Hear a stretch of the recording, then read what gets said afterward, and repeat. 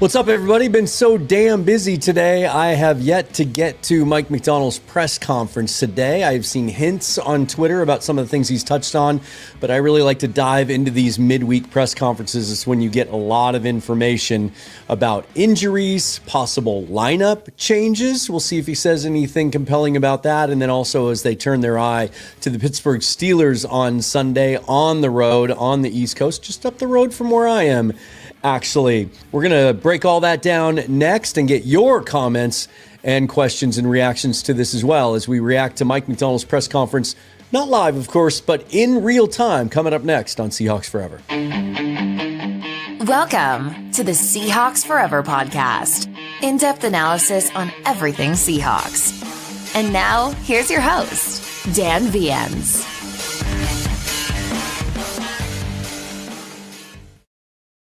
Shout out to the guys at Fast Fashion Brewing down in Soto. If you're down there watching Mariner games on this homestand, swing in there, try some of their fantastic beers. They're 1700 block First Avenue, right across the street from Showbox Soto. Ask for Matt, tell him I sent you, and try a pint of the Rain Man Hazy Pale, made in collaboration with former Sonic legend Sean Kemp. Before we get going, hit that subscribe button if you would, the bell for notification of future episodes. All the other ways you can support me as an independent full-time content creator are listed and linked down below. The other thing that's listed and linked down below, if you will check out, if you haven't downloaded the Sleeper app, please do. It is free.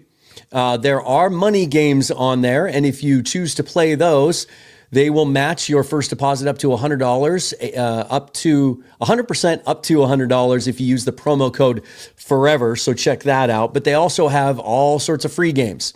Fantasy football, daily fantasy. They have best ball tournaments, and they have Pick'em. And I've started a league here for Seahawks Forever members. So far, we're up to about 25. You just pick the games straight up every week, and it tallies it as you go. And the winner at the end of the season, and don't worry, I know I'm ahead of you because I picked last weekend's game. I'll back that out. 11-5. I know. I'll back that out of the final tally. But even if I end up winning, which I probably won't, I usually suck at picking games.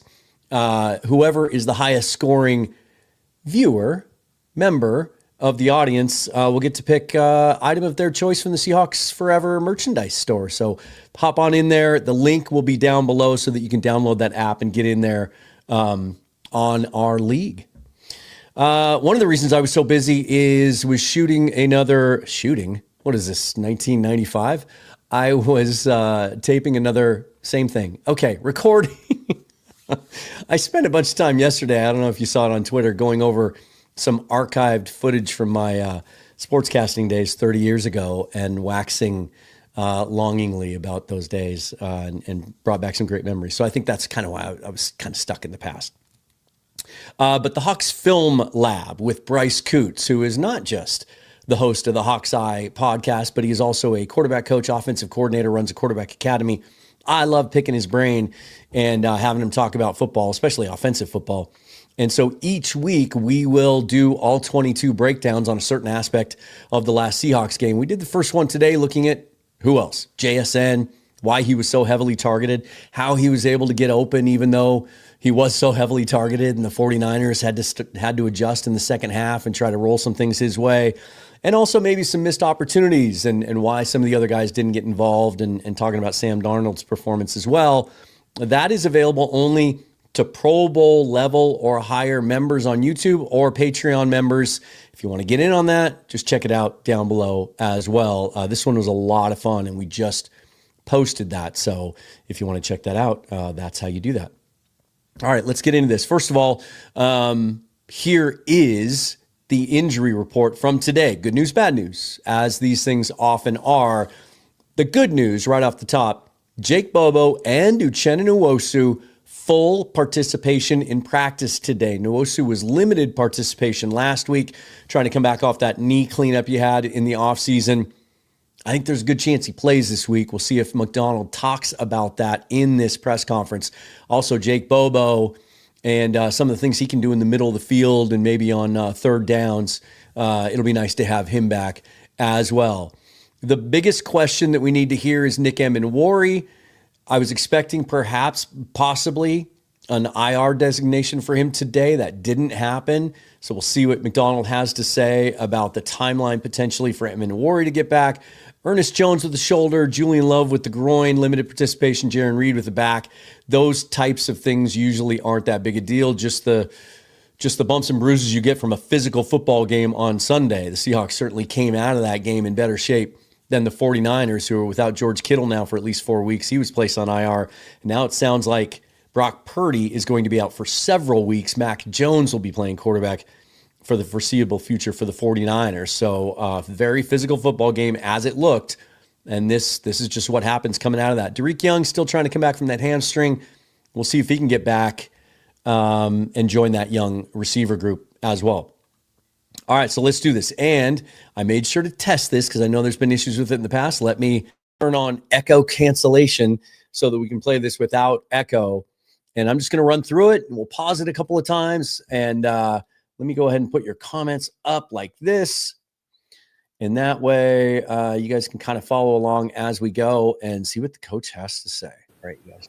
All right. All right, good to see everybody. Good to see you too, Coach. Obviously a big Wednesday for us. Had a great morning so far. Great meetings. Guys are locked in, so looking forward to practice. Obviously going to Pittsburgh, so it was our first 10 a.m. game of the year. Had a lot of experience with it last year, so in terms of process, be more of the same rather than a bunch of change-ups, and looking forward to playing in a great environment against a really good football team that we respect a lot, and quite a few changes on their end from last year in terms of roster. So, just one game exposure is a little interesting in terms of how we're scouting them and game planning and stuff. So, as usual, keep it in our wheelhouse and go have a heck of a week and go play a great game. One game exposure beats the heck out of 0 game exposure. At least you have something to go on as you try to game plan looking ahead. And it'd be interesting to see what he has to say about the running game. Pittsburgh really struggled against the run against the New York Jets, gave up 180 yards rushing. And it's notable that the New York Jets, under new offensive coordinator Tanner Engstrand, who came over from the Lions, worked under Ben Johnson as his passing game coordinator the last couple of years, has installed a predominantly outside zone running scheme. They ran almost 80% outside zone against the Steelers, had a lot of success doing it. Breece Hall went over 100 yards in that game. Degree does having that one game on tape do for both sides, either scouting them or just kind of developing your own game plan? Yeah, the second game of the year is really tricky because the easy thing to do is put all your eggs in the first game basket. And as we know, you can just hear it. It's probably not the most sound thing to do given that. So you kind of have to take the nuts and bolts of who they are, how they operate. They have a lot of history, how they work on defense. Offense, it seems like there's a good bit of carryover from last year, and then let's go play our game. Something I've just thought of, remembered, and I think it'll be kind of an interesting subtext to this game on Sunday. If you recall, before Mike Macdonald was hired, John Schneider was combing through potential offensive coordinator candidates to pair with Macdonald. There are reports that Arthur Smith was his first choice, and that he thought his style of offense would be complementary to Mike Macdonald. Arthur Smith did not want to wait around, and so he took the job in Pittsburgh, which takes him out of consideration. We'll never know what it would have looked like if it would have been Arthur Jones running the offense last year instead of Ryan Grove. Steelers like to stack the box on defense. They did it against the Jets quite a bit. What discourages a defense from staying in 8+ man boxes? Well, if you throw it over their head, that's good. Sometimes, especially in wide zone game, wide zone's really built so you can have an 8th guy in the box and you can still run the ball effectively because of the keeper game on the backside, and that's probably the biggest thing. I mean, there's the windows of being in single high, assuming you're meeting single high, whether you're in cover 3 or cover 1 are a little bit different, but the passes tend to be a little bit more explosive. Run game is. Let me just pause this for a second because I did miss this. I saw this right before I went live. Hank reminds me that Devin Witherspoon did pop up on the injury list today. I either overlooked it or it wasn't on that particular one. I think I overlooked it. He did limp off at one point after a play in that game. It came back to finish out the game. At this point, I'm not going to be too concerned. We'll see what that looks like the next couple of days. Well, I'm sorry, Greg. Run game as well. If like you get in the alley and you're on the post safety, like that's tough. You know, if you put everybody in the middle, you're a little light outside. You know. What's the biggest for you to scheme against Aaron Rodgers? What's the biggest challenge? I mean, obviously the arm talent and the quarterback ability is there, but the Aaron Rodgers, the operator, is second to none. He's on his game. He kind of like knows everything, so you have to assume that going in, and not a lot of tricking going on. So it's going to be like we're going to have to win our one-on-ones to have a good game on defense. You know, we're going to have to play a great run defense, and in the pass game, we're going to have to win our one-on-one battles. Is there an added challenge in game planning when it's a new quarterback in that system, a newish offensive coordinator, and the head coach has been there forever? Yeah, I mean, you can attribute some things that you've seen in the first game to kind of all three buckets. Some things from last year. Like I said, it's tricky, you know. So if you're going to start if I want to start playing like doctor and diagnosing everything, that's not a smart thing to do. So.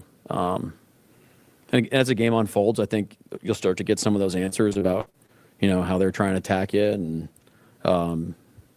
by situation and how they're, you know, using their people. Again, like, you know, it's the similar roster. You know, obviously DK's there now, and they lost Pickens, but you know, a lot of the same like core guys were playing last year. You know, like the tight ends and the backs. So. Rodgers is renowned for his snap counts, but his play action traits as well combined. What does that do to the pass rush? What do you have to keep? Well, like I said, his operation is just really great. That includes throughout the play as well. So, I mean, it's Aaron Rodgers for a reason. Like, all those details add up over such a long period of time. I will say this, though. I'm glad Greg asked about the pass rush. Struggled mightily against the Jets. Now they've got some players over there on defense on the Jets up front and in the secondary. They got to Aaron Rodgers 4 times. He's just not the mobile quarterback that he used to be. He might be the master operationally, as Macdonald's talking about, but he can't move like he used to. He's sedentary in the pocket, stationary. Not sedentary. He's not quite. He can still play football, but he's stationary. They got to him 4 times, pressured him a ton. Go look at the PFF grades for that Pittsburgh offensive line. Some of those guys really struggled. Now they got Isaac Salomolo at left guard. He's a 10-year veteran, but Broderick Jones, their left tackle, first-round pick from 3 years ago, real mixed results. The jury's still out on him. And that really young interior offensive line and right tackle, of course, Troy Fatano that we know from playing at UW, and then Zach Frazier, draft pick last year. So was Mason McCormick out of South Dakota State. Those guys are all really young, and they really struggled, the 3 of them, in both the running game, but especially in pass protection against the Jets. So that's definitely something. He's trying to play it cool here, but Macdonald's going to try to exploit that. You mentioned familiarity with their defense. Numbers aside from week 1, what do you know to be true about the way they play? On their defense? Defense. Yeah, they're an opportunistic group. They play with a great spirit. They play with physicality. They do, you know, they're different than us and how they're kind of built and how they play some of their coverages. So that's going to be a big point of emphasis for our offense and our look team this year to give a great look, or this week, excuse me, to give a great look so our guys have a great feel going into the game. Do you think look different about how they're using DK, or how did having him kind of change their offense at all? Again, it's one game. You know, you have one game of how many plays they play, 50-something plays. The things that he does well are the things that they're doing with him, which is great. You know, it's runaways, it's outside lane throws. You know, all the routes that he runs really well, he's running those routes. Frankly, it's similar to the stuff we were doing with him last year. Yeah, we got to be ready for everything, right? They're allowed to put him anywhere they want, and he's allowed to run any route that they got called for him.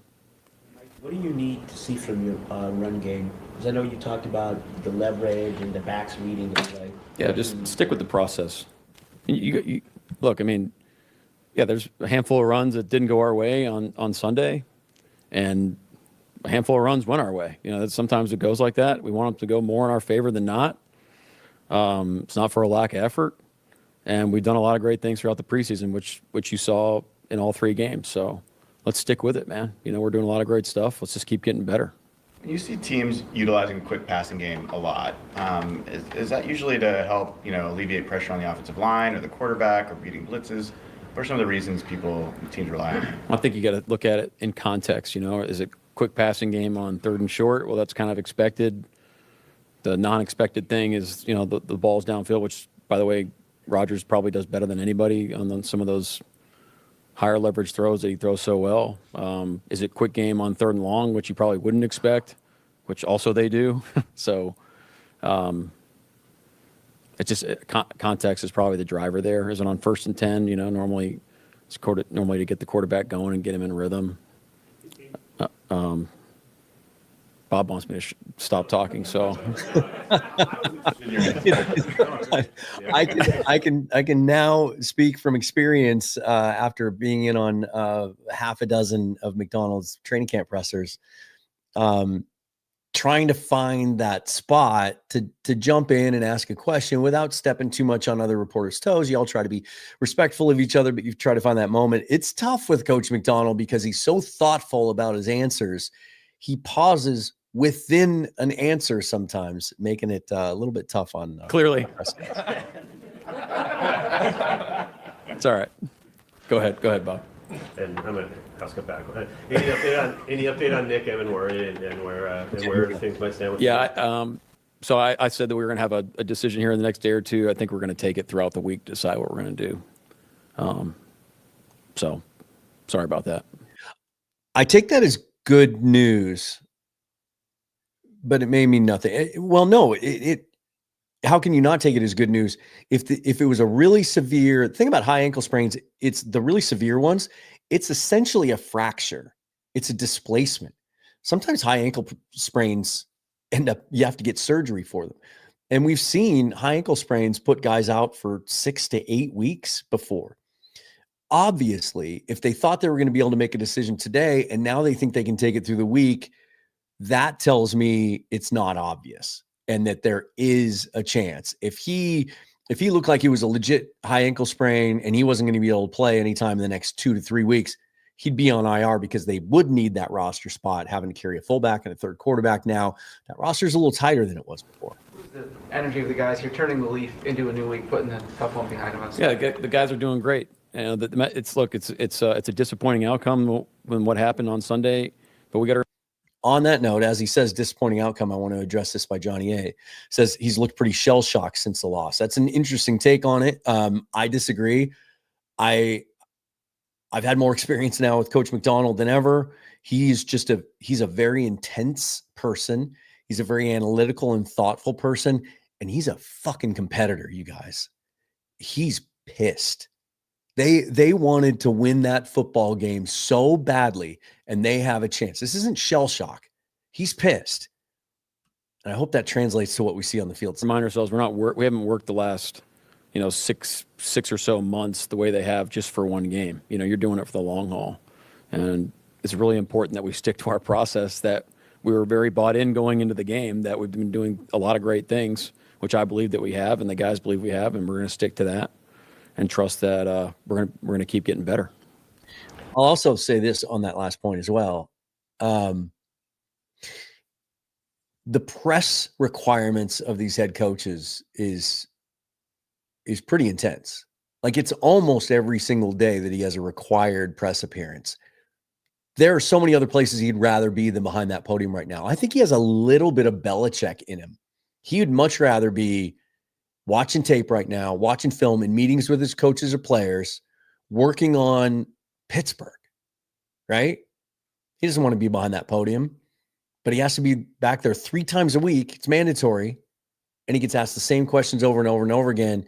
And some coaches just love to sit up there and talk and talk and talk and talk and talk. Other guys like Kyle Shanahan just absolutely hates it. Mike tries to be really, really cooperative, but I think he wants to be in the film room right now. You guys, you talked about how fast Sam played. Only had, I think, 2 quarterback hits on him. Yeah. How do you feel like you balance that with also being able to push the ball down the field? Well, it depends on the type of passes. Same thing. I mean, what's the timing of the play that we're looking for? I think that he's executing that of what we're asking him to do. So if the plays are called where it's a longer timing play, longer developing play, then Sam's done that as well. If it's more of a rhythm passing type play, then that's what he's executing on Sunday. So I'm sorry. no, go ahead. Do you have a general like benchmark of, hey, this is how many explosive passing plays you feel like you need to get in a certain game? Yeah, we have a number that we're shooting for on a per game basis of explosive like plays that we want to get on offense, and we didn't hit that mark on Sunday. Some teams do it like I think it's 16 yards is an explosive passing play, 12 is an explosive run. What's your definition of that? Kind of like I don't know what's the difference. Like you have a sweep play and it's 15 yards, you're not going to count it. I think that's kind of nitpicky. So it's more like you know it when you see it type of play. Yeah. When you introduced Clint Kubiak, you said that a DK Metcalf plan was a top of mind for a lot of the coordinators you interviewed. Yeah. Do you think things would have been different in maybe how you're interviewing some of those guys if your roster was constructed the way it is now? That's an interesting question. I think it's always going to be through. You always have to consider the guys, like the personnel on your team. Like when we were standing here last week, and we were talking about, like Kyle's system versus our system versus McVay's system. It's all kind of built on the same nuts and bolts, but the common denominator that separates, I think, these kind of trees of offense is how they use their personnel. So I think it's smart to include that in the conversation about what you're looking for. But there's principles too that like are going to be consistent no matter whether offensive coordinator. I mean, obviously there's going to be things through a lens of how we're going to run our offense that we're going to ask. But there's also things that you want to ask in terms of, the people that you want to bring into your team. You've talked about Josh Jacobs' play on the field, but what is his constant readiness? What does that tell you about him that on a moment's notice he performed? Yeah, I love telling the story because, this time last year, he wasn't playing for us. And this is a guy that has come in and really bought into the process. And the details matter for him. And he does it every day. And it's just there's a consistency there that you respect. And he's earned these opportunities, which is really cool. I mean, if you were the coach of a team, wouldn't you want it to work like that? Like guys coming in, earning their opportunities, developing, growing as players, as people. That's what he's done. Just when the receiving numbers are the way they are, Jackson had so many of the receptions compared to anybody else. So perception is maybe the other guys weren't open or whatever. How did you kind of when you looked at it? I think after looking back at it, I mean that's where the ball should have gone, and we have plays designed for other people as well. But I think you're looking at a combination of Jack's playing at a high level, being in a position where Sam can pull the trigger wherever he's at in the progression. But the ball will find its way around. I'm convinced of that. Call more plays. I can tell you this, if you want to check out that Hawks Film Lab, become a member. Bryce confirmed that. There were a couple plays here and there where maybe Sam could have gone somewhere else with the ball, but bottom line was Jax was the right read on just about every single one of those targets. And even though San Francisco throughout the game kept changing, like they started out in zone, they went to man, they started rolling coverages towards JSN, doing things to kind of bracket him, and he was still getting open. That's where the ball should have gone. It's a great point. With the other guys? I think we were calling plays for other guys. He's either he wasn't the primary, maybe he's number 2, and that's where Sam got to or something like that. But I mean, you're going to use your people in different ways and try to call plays for their strengths for sure. You're just talking about guys stepping up. Cody White's another one who, wasn't playing for you last year, was on the practice squad. Yep. He had a nice kick return this game. What is it about him? It seems like when he's gotten the opportunities, he's always been able to take it. Yeah, we saw it in the Rams game last year.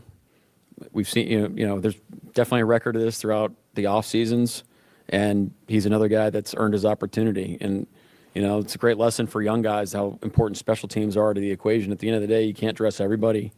And he's earned that right to be a special team stalwart for us. And, when asked upon on offense, he's produced. Were heavy 11 personnel last year, and they were heavy 12 in this first week game. Right. Without Nick, how does that affect your ability to defend tight ends? Well, probably I'm not going to tell you how we're going to match him this week. We'll let him figure that out on Sunday. But They do a great job with their personnel. They play a lot of their people. They play all their tight ends, including Hayward. It was a good player. Mix and match receivers. They play a lot of guys. So it's a little different than most teams that you play that kind of have their crew and they stick with it. So that's how they choose to operate, and it works for them. With Nick and waiting until later in the week, is that just a matter of giving it more time to see how his ankle is doing and responding? That's a big part of it. Yeah. What are you seeing from Drake Thomas that gives it confidence in him that, like you said, he's earned the right to play? I think. Yeah, exactly. Well, he has. He's. I think you would agree with me. He had a great training camp, and when putting those positions in preseason games, he produced, and I thought he did that on Sunday. So he's keeping. Look, like we're gonna have competition on our team. I mean, you start saying this guy's the guy. And it's just, you can easily fall, like, we don't want to operate like that. You fall into the trap that you've made it. Not saying our guys think that, but we want a sense of urgency that we're competing all the time. I'm looking at Leo right here, but like, this guy's, I'm putting him up against anybody else in the league, but he still knows, like, when it's time to rush, he's got to produce, because we got guys that want opportunities too. And so it's the same thing with the defensive line. It's the same thing with our offensive line. Same thing at linebacker. We're seeing the same thing right now with Reek. I mean, so it's great, man. Our guys are getting better. I mean, that just tells you we have multiple people that have earned rights to play, and that's good for us. People are going to get better from the competition. I'm so glad someone asked him about Drake Thomas, and this is a great chance for me to be able to address this, because I'm seeing some of your comments and some of the debate you guys are having over on the right side. And you want to fire guys already. You want to cut guys. You want to bench guys already out of one fucking game, out of 17. Is that how you want your coach coaching? That's not going to lead you anywhere. Those kind of knee-jerk reactions are why the same teams draft in the top 10 every fucking year. Every year. Is that any of you that are parents, is that how you treat your kids? You make one mistake, you're in trouble, you're grounded. No, there's learning opportunities. You get better. It's a new scheme. It's new everything. And I've already heard it today a little bit, like, ooh, Tyrese Knight, was that a mistake? Was he a wasted draft pick? Just because he had one game where he didn't play really well and Drake Thomas ended up getting more of the snaps? He's coming off 2 injuries that he just started practicing full speed about a week and a half ago. One of the injuries, they never told us what it was. It could have been a core injury. It could be something that's still kind of lingering. He missed all that time in camp. He seemed a little slow to react on a couple of plays. He didn't seem that way last year. And I'm telling you, before he got hurt in camp, he was lights out. He was one of the best players on the field.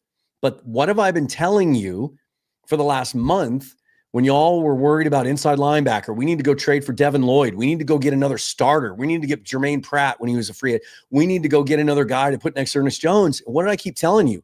They love Drake Thomas. They think he's one of the smartest players on the field. He was an extremely productive player in college. He stacks and sheds as well as anyone. Every single day at training camp, he would catch my eye. He's a good player. Some of you wanted to cut him on the cut to 53 and hide him put him on the practice squad. He would have gotten claimed and put on a 53. I promise you that. Sometimes the player that you aren't familiar with, just because you aren't familiar with him doesn't mean he isn't good. It's just because you haven't seen him yet. They love Drake Thomas. And I love this competitive aspect of it. Hey, Tyrese didn't have a good first half. Okay, Drake's going to get the snaps. I think we're going to see something with Reek this week too. I don't think he's going to start, you guys. I think it's going to be Josh Jobe. And I think at some point, Darian Kendrick is going to get snaps. And now, if that happens, try not to come on my show after the game and say they should trade Reek now. They should cut him if Jobe has a good game or whatever. Sometimes correcting a guy, benching a guy, taking snaps away from a guy is exactly how to wake him up. And then they respond and we get the most out of them. Just try to just step back a little bit and not have to have all the answers today. Like Dogzilla, I love you, man.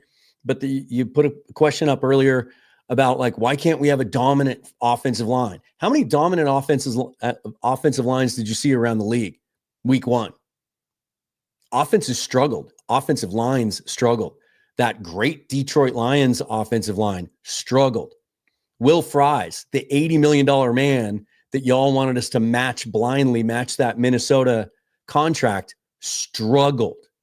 I focused on him in that game, and he got his ass beat a bunch of times. He didn't look like an $80 million player. Charles Cross, second highest graded tackle in the league by PFF this week. Gray Zabel graded out really well. Brian Baldinger was singing his praises today on his feed. Anthony Bradford had a nice game. Jalen Sundell, even though in the run game, maybe his lack of anchor a little bit got exposed, I thought PFF was really unfair to him. I just did that film lab thing with Bryce, looked at every single pass play from the game. His pass protection was great, you guys. Abe Lucas had a rough game, but guess what? He was going up against an elite player. It takes time. The pieces are finally in place. When was the last time you can remember week 1 watching a quarterback drop back to pass and have a pocket and have protection? Sam Darnold was hit twice in the entire game. Let's try to look at the positives. It takes time. It takes time. Okay. Thank you for coming to my TED Talk. In a few games now, I think even the Miami game last year too, where you've rotated the backers there. Is there something that's maybe more sustainable about doing it there versus like last year you said you didn't want to do the right guard rotation in game? Is there something different about the backer spot where you can maybe do it longer? Yeah, I think so. I think you can. Depends on like you know, we were in and out of different personnel, especially when Nick was available. We still got to 3 different subgroups on Sunday, and we've always operated like that. We've always had that ability. So, no, I mean, you're moving and shifting everybody is probably not the best thing. You know, you'd like to have some consistency in the middle, especially with the green dot. Like, you don't prefer to change guys with a green dot, but if it's best for us, I think that's sustainable. If Uchenna is able to go this week, what does he bring to the team? Man, I mean, talk about layup of the century. He's I mean, outside of what he brings, we know what he brings. I mean, the guy's incredibly smart. He's tough as crap. Great all-around football player.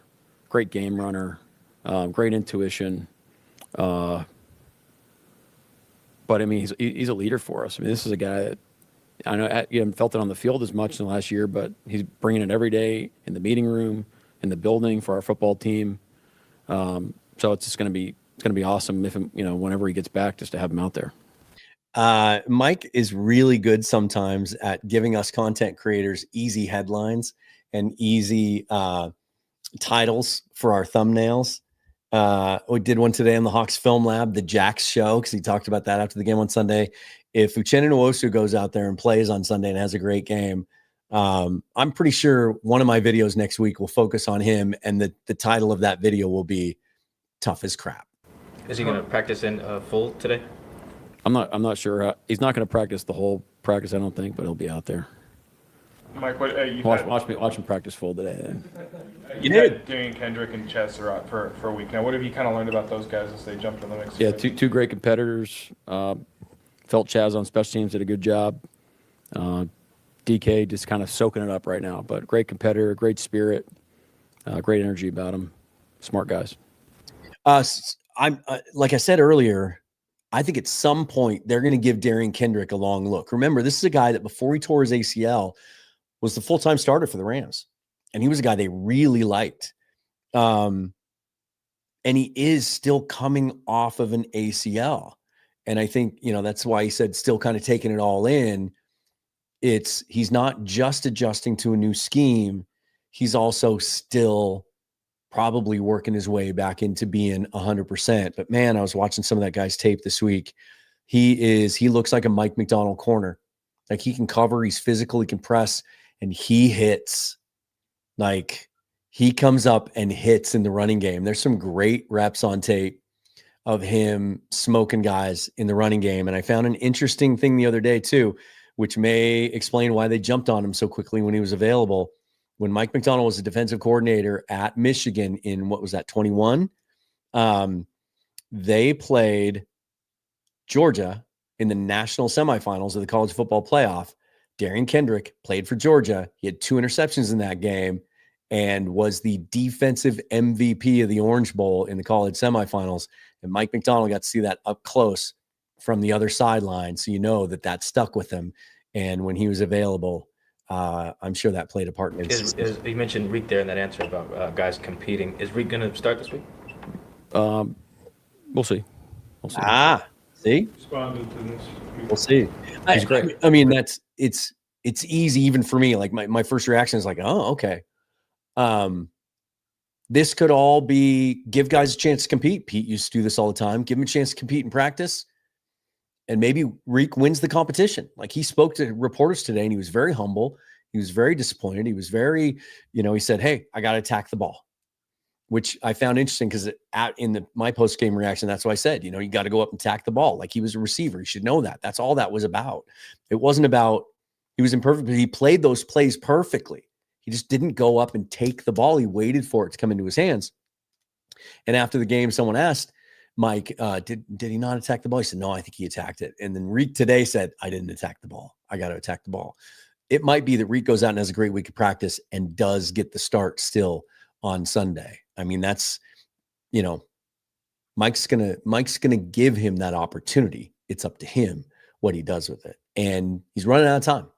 He's got 16 games left in his rookie contract to prove that he's worthy of A, playing time, and B, potentially another contract. I mean, we had a similar situation last year, and I mean, all of our guys, every person we've had a conversation about what their role is going to be and things like that. One, I mean, you need to operate like that as a coaching staff. Keep it real with them. But they've been tremendous. Tell them with love, tell them the truth, and let's go to work. So I like that. Tell them with love. Anything else? Thank you. All right. Thank you. That's a great way to end that press conference. Tell them with love, tell them the truth, and let's go to work. I might have to change the after this is done and it posts on YouTube, I might have to change the title to that. Tell them with love, tell them the truth, and let's go to work. And I'll also add that sleeper link down there because it's not in the description as you look at it right now. But as soon as I'm done, I will put that in there for you and get into that because that'll be fun. We've got 25 in there, like I said, for the Pick'em League. The more the merrier. That'd be a lot of fun. And also there's a chat feature so we can talk to each other and everything and talk some smack. And it's a great app. There's a great during games too. If you're not able to watch TV or Red Zone from anywhere or whatever, you want to follow a game, it's a great app to do it on. Their live stats are really, really cool. Yeah, Johnny says, smash the like. I'd appreciate if you would do that. Jen says, I like the fact he's pissed off and dialed in. Rampancy says, yeah, Darian Kendrick's tape for the Rams. He is a dog. You have to know that they think he can be an impactful player because he's the first guy they've signed in a long time that I can think of that has some questionable behavior in his background, both in college and then I think shortly after he got to the Rams, some off-field stuff. So that must tell you quite a bit about what kind of person they think he is, that he can overcome it and not repeat it, but also that he can actually make an impact on the field. They're not going to take a chance on a guy like that to be a special teamer, Yeah, Jen, it really does. It's he's been such a polarizing prospect. He was all through the draft process. And even after he came to the Seahawks, some people love the pick. Some people don't. Some people think he's not physical enough. Some people think he hits like a truck. Some people think he can't cover. Some people think he's a really good cover safety. What I know is they had a specific role in mind for him, and it was a big role. That's why he didn't play against the Green Bay Packers at all in that third preseason game. He was going to be a big part of that role. Interestingly enough, I think a big part of his game plan and his responsibility was going to be covering George Kittle. But then he gets hurt, and then Kittle gets hurt right after that. And so maybe, we kind of lucked out there, and that gave us a chance to hang in the game, because if Kittle had been out there operating without Amenwari on the field for very long, that might have hurt us even more than that offense did. Because essentially, once Amenwari went out of the game, some of the really smart football analysts that I respect said that Macdonald basically just played base defense after that. And they had some cool stuff that they were going to use Amenwari for. And he made such a great play on that play he got hurt on. It's just kind of a fluke thing the way he got hurt. We'll see what happens tomorrow. nobody knew about Witherspoon, and so nobody asked about him in this press conference. That has to be what it is, because that's how that works. They're so restricted in what they can see. First of all, they don't get to watch practice. They get to watch warm-ups, and then they have to go inside of the media room, and then they bring them back out for the press conferences. Or, well, in this case, the press conferences aren't outside anymore. They're in their press room. And so they don't actually get to watch practice. And so Witherspoon not practicing is something they wouldn't know. Once they know it, like if you see a guy in warm-ups, for example, in this case, with the regular season restrictions in place, if you see a guy come up limp and then not practice in full the rest of the day, well, then you can ask Macdonald about it. And as soon as he talks about it, then you can report on it. That's the way that works. So clearly the timing of this was nobody knew that Witherspoon was on the practice report, because he does the press conference. Then the report comes out like 4:00 Pacific time, something like that, kind of later in the day. So it's an interesting dynamic. So tomorrow will be a big day for Witherspoon. But he's a guy that even if he has to miss a couple of days of practice, if he can go through the walkthrough, whatever, and be ready to go on Sunday, he's going to go. So yeah, we'll see. It's it's a fascinating matchup. Like I'm watching that Jets Steelers game, and it was one of the games I was tracking live during that early window for obvious reasons. And, I thought Rodgers looked really, really good. The arm is still healthy, even though he can't move around as much anymore. But that Steelers defense, I was absolutely shocked that two of the things the Steelers have been built on over the last 10, 15 years, even the last 3 or 4 when they haven't had good quarterback play, is good offensive line play, and they could run the football. And that defense was going to give them a chance to win. That defense got shredded by the Jets by what I think is a bad quarterback for the most part.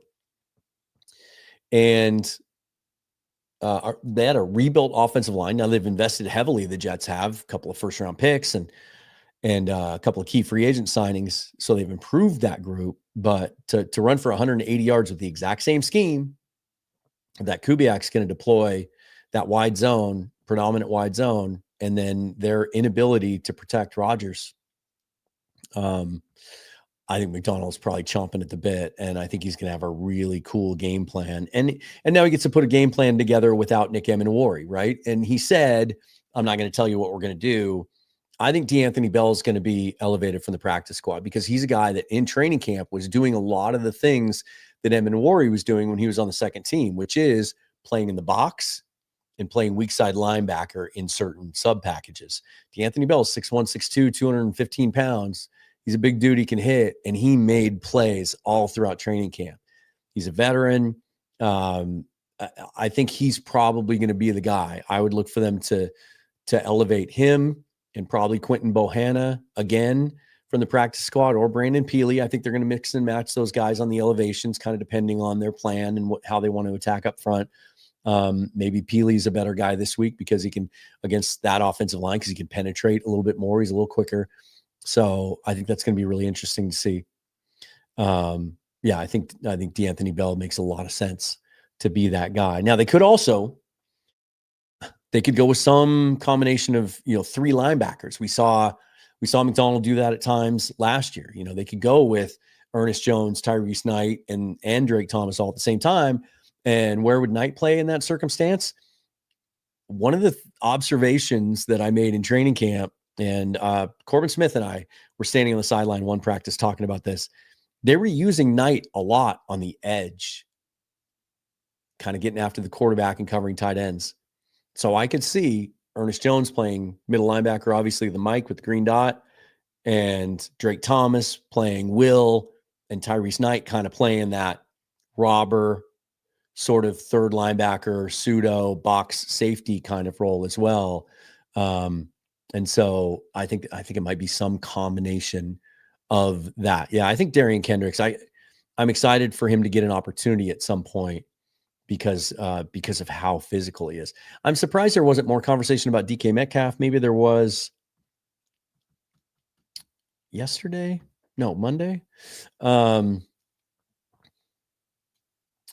Yeah, that's interesting.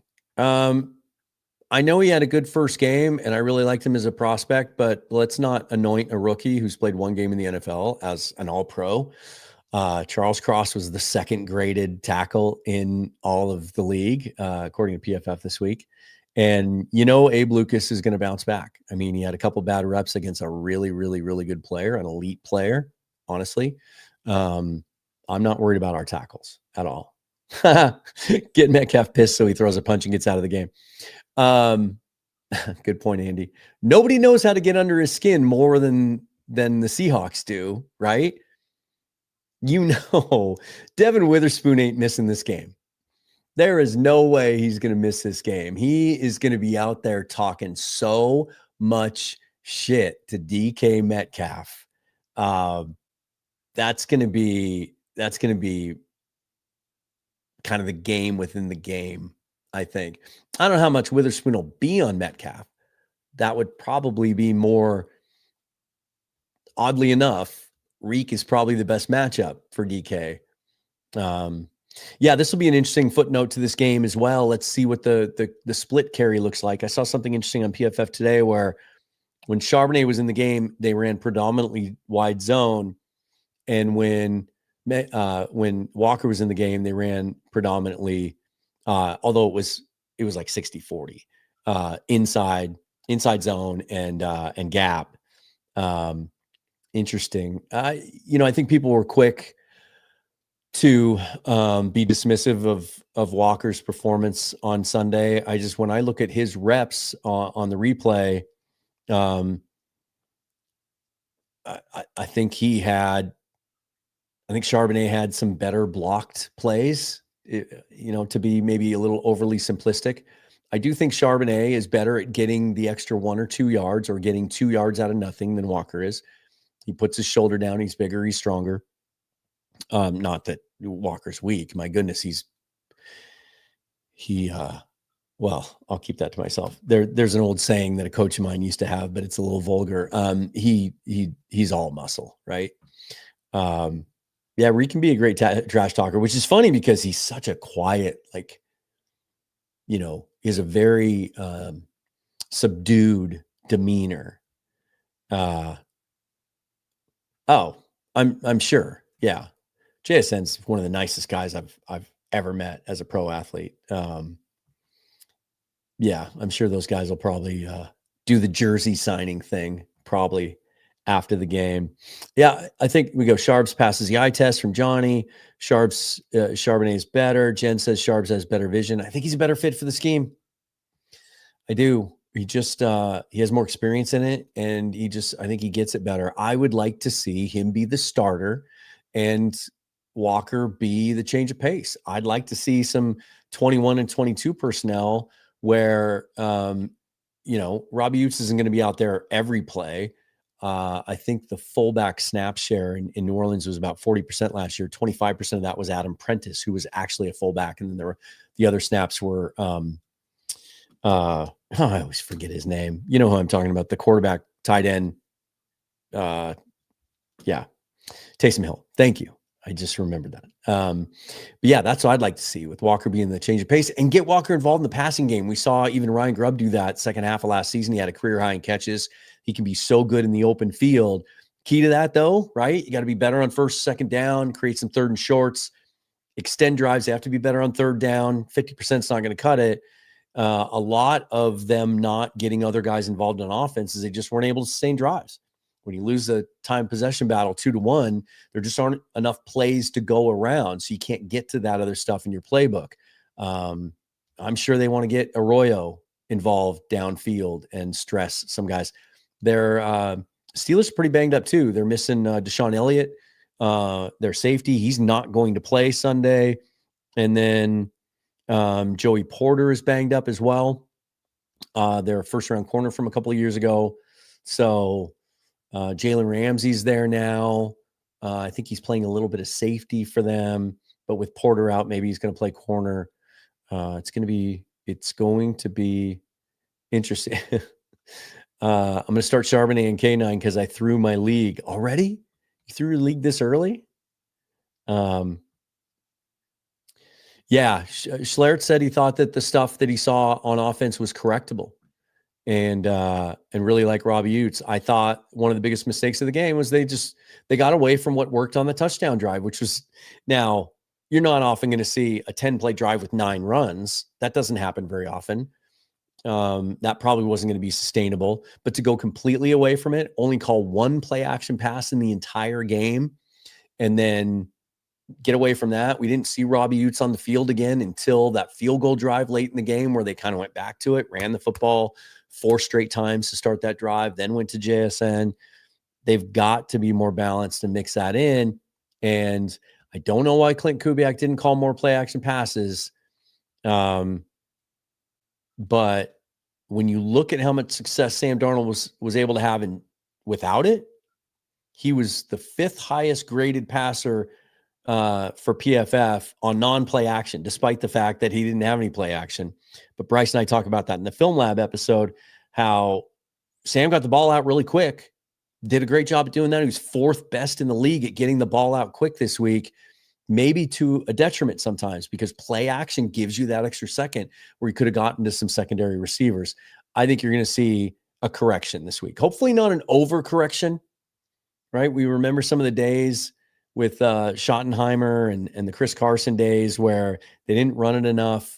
And so Pete got on him, and then they came out the next game. You remember the Dallas playoff game and just ran it to a fault. Let's have balance. Let's let the game script kind of dictate what play calls you get to, but more play action, more under center. But even when you do have to go gun, play action. And I think that'll allow you to sustain some more drives. So, all right, you guys, thanks. Coming up later this week, tomorrow, Rob Guerrero will join me again for the NFC West mixtape. We'll take a look. Of course, he and I will break down the 49ers game. I'm sure he's going to enjoy that, but at least I'll be able to ask him about how he feels about not having a starting quarterback for the next month and a starting tight end. But we'll take a look around the NFC West. Rob Staten's going to be joining me Friday. He's back at home now in the UK. He's going to share some of his experiences coming out to Seattle to be at the game and some of his thoughts on this team. And got a couple other things cooking as well. So check that out. Be sure to check in just a few minutes for the link down below. If you haven't already gotten it on Twitter, you can find it there as well at Seahawks Forever. Sign up for that free sleeper league so you can get in on our pick'em. The winner's going to get to pick their choice of item out of the Seahawks merchandise store, and then get to Patreon or upgrade your membership here to check out that Film Lab episode. Those are a lot of fun. Bryce is really, really smart, and it just gives a really great perspective on some of the play designs and some of the concepts that they're running in the passing game there. So check that out, you guys. Thanks for watching. Really appreciate it. It's late here on the East Coast, so I'm gonna check out. Enjoy yourselves, though, back on the West Coast. Miss you guys. Thanks very much for viewing. I really appreciate it. Always, forever and always, go Hawks. Thanks, guys.